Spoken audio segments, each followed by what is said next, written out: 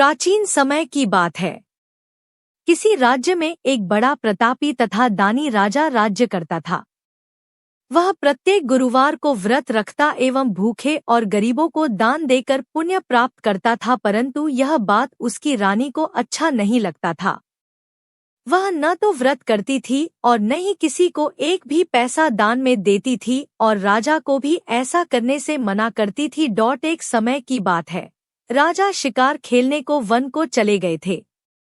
घर पर रानी और दासी थी। उसी समय गुरु बृहस्पतिदेव साधु का रूप धारण कर राजा के दरवाजे पर भिक्षा मांगने को आए। साधु ने जब रानी से भिक्षा मांगी तो वह कहने लगी, हे साधु महाराज, मैं इस दान और पुण्य से तंग आ गई हूँ। आप कोई ऐसा उपाय बताएं जिससे कि सारा धन नष्ट हो जाए और मैं आराम से रह सकूं। बृहस्पतिदेव ने कहा, हे देवी, तुम बड़ी विचित्र हो। संतान और धन से कोई दुखी होता है। अगर अधिक धन है तो इसे शुभ कार्यों में लगाओ, कुंवारी कन्याओं का विवाह कराओ, विद्यालय और बाग बगीचे का निर्माण कराओ, जिससे तुम्हारे दोनों लोग सुधरें। परंतु साधु की इन बातों से रानी को खुशी नहीं हुई। उसने कहा, मुझे ऐसे धन की आवश्यकता नहीं है जिसे मैं दान दूं और जिसे संभालने में मेरा सारा समय नष्ट हो जाए। तब साधु ने कहा, यदि तुम्हारी ऐसी इच्छा है तो मैं जैसा तुम्हें बताता हूँ तुम वैसा ही करना। बृहस्पतिवार के दिन तुम घर को गोबर से लीपना, अपने केशों को पीली मिट्टी से धोना, केशों को धोते समय स्नान करना, राजा से हजामत बनाने को कहना, भोजन में मांस मदिरा खाना, कपड़ा धोबी के यहाँ धुलने डालना। इस प्रकार 7 बृहस्पतिवार करने से तुम्हारा समस्त धन नष्ट हो जाएगा। इतना कहकर साधु रूपी बृहस्पतिदेव अंतर्ध्यान हो गए। साधु के कहे अनुसार करते हुए रानी को केवल 3 बृहस्पतिवार ही बीते थे कि उसकी समस्त धन संपत्ति नष्ट हो गई। भोजन के लिए राजा का परिवार तरसने लगा। तब एक दिन राजा रानी से बोला, हे रानी, तुम यहीं रहो, मैं दूसरे देश को जाता हूँ, क्योंकि यहाँ पर सभी लोग मुझे जानते हैं, इसलिए मैं कोई छोटा कार्य नहीं कर सकता। ऐसा कहकर राजा परदेश चला गया। वहाँ वह जंगल से लकड़ी काट कर लाता और शहर में बेचता। इस तरह वह अपना जीवन व्यतीत करने लगा। इधर राजा के परदेश जाते ही रानी और दासी दुखी रहने लगी। एक बार जब रानी और दासी को 7 दिन तक बिना भोजन के रहना पड़ा तो रानी ने अपनी दासी से कहा, हे दासी, पास ही के नगर में मेरी बहन रहती है। वह बड़ी धनवान है। तू उसके पास जा और कुछ ले आ ताकि थोड़ा बहुत गुजर-बसर हो जाए। दासी रानी के बहन के पास गई। उस दिन बृहस्पतिवार था और रानी की बहन उस समय बृहस्पतिवार व्रत की कथा सुन रही थी। दासी ने रानी की बहन को अपनी रानी का संदेश दिया, लेकिन रानी की बड़ी बहन ने कोई उत्तर नहीं दिया। जब दासी को रानी की बहन से कोई उत्तर नहीं मिला तो वह बहुत दुखी हुई और उसे क्रोध भी आया। दासी ने वापस आकर रानी को सारी बात बता दी। सुनकर रानी ने अपने भाग्य को कोसा।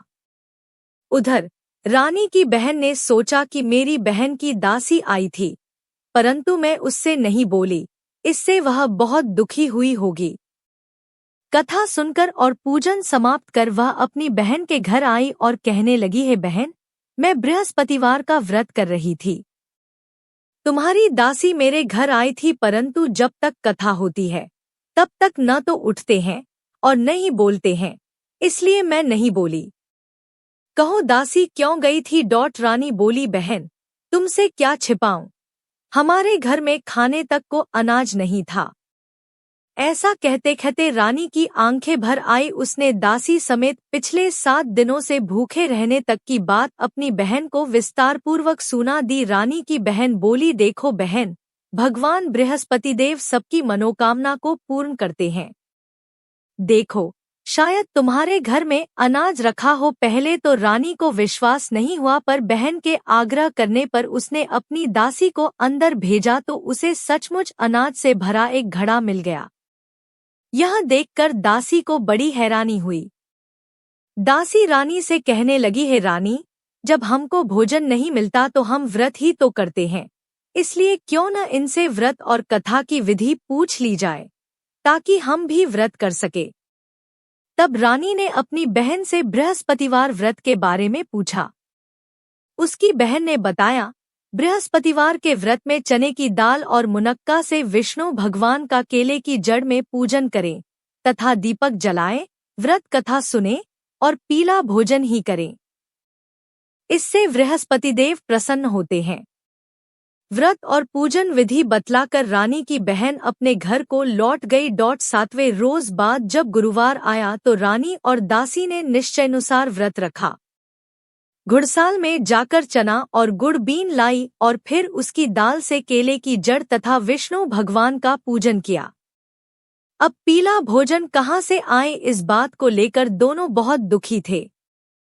चूंकि उन्होंने व्रत रखा था इसलिए गुरुदेव उन पर प्रसन्न थे, इसलिए वे एक साधारण व्यक्ति का रूप धारण कर 2 थालों में सुंदर पीला भोजन दासी को दे गए। भोजन पाकर दासी प्रसन्न हुई और फिर रानी के साथ मिलकर भोजन ग्रहण किया। उसके बाद वे सभी गुरुवार को व्रत और पूजन करने लगी। बृहस्पति भगवान की कृपा से उनके पास फिर से धन संपत्ति हो गया, परंतु रानी फिर से पहले की तरह आलस्य करने लगी। तब दासी बोली, देखो रानी, तुम पहले भी इस प्रकार आलस्य करती थी। तुम्हें धन रखने में कष्ट होता था, इस कारण सभी धन नष्ट हो गया, और अब जब भगवान गुरुदेव की कृपा से धन मिला है तो तुम्हें फिर से आलस्य होता है।